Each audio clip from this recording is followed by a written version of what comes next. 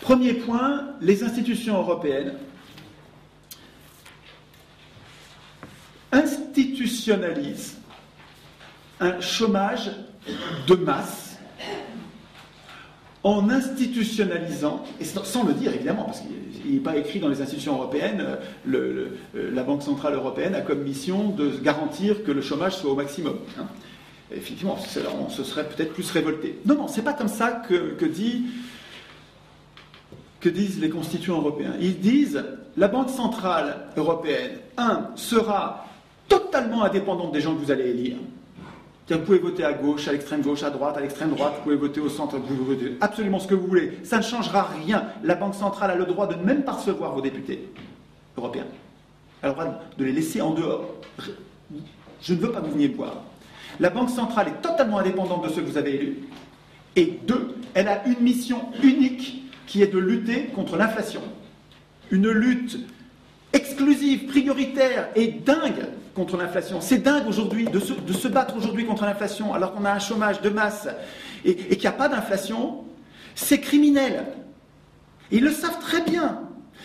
C'est idiot de mettre dans une constitution. C'est idiot de mettre dans une constitution. C'est plus qu'idiot. C'est antisocial de mettre dans une constitution, et même une constitution internationale, c'est même pas une constitution que vous pouvez changer en France, même si nous étions l'unanimité des Français à plus vouloir, il faudrait qu'on sorte de l'Union européenne pour sortir de ce piège-là. Parce que ça dépend plus de nous, ça dépend de 27 pays. 27 pays, je ne sais pas si vous voyez le niveau, la difficulté de l'éducation populaire qu'il va falloir pour que les 400 millions d'Européens arrivent à comprendre que quand on lutte contre l'inflation, on le paye en chômage de masse. On sait que, empiriquement, quand vous luttez contre l'inflation, vous le payez en chômage. Et quand vous luttez contre le chômage, vous le payez en inflation. En gros, quand vous luttez contre le chômage, vous n'avez plus de chômage.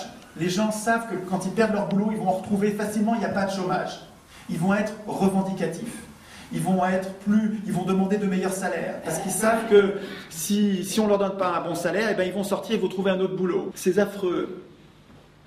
On fixait la barre à 9 pour la France, 9-10% de chômage pour qu'on ne réclame pas des hauts salaires.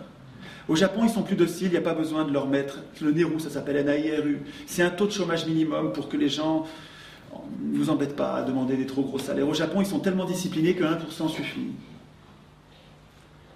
Je ne sais pas si vous vous rendez compte du niveau de cynisme de ceux qui nous gouvernent et de nos économistes, entre guillemets. Le NERU, c'est officiel, je ne vous parle pas, ce n'est pas des théories complotistes, c'est une doctrine. Il y a un niveau de chômage qui est calculé pour qu'il n'y ait pas d'inflation. Ces gens-là ne cherchent pas à réduire le chômage, ils cherchent à réduire l'inflation. Ah ouais. D'ailleurs, ils l'institutionnalisent. Ils l'écrivent dans la Constitution. Ils écrivent la Banque centrale sera indépendante, donc vous pouvez voter ce que vous voulez. Ça ne changera plus rien à cette politique. Et sa mission, c'est uniquement de lutter contre l'inflation, ce qui va se payer en chômage. Je récapitule. Ce premier point, c'est les institutions européennes nous condamnent durablement, sciemment, volontairement, à un chômage de masse.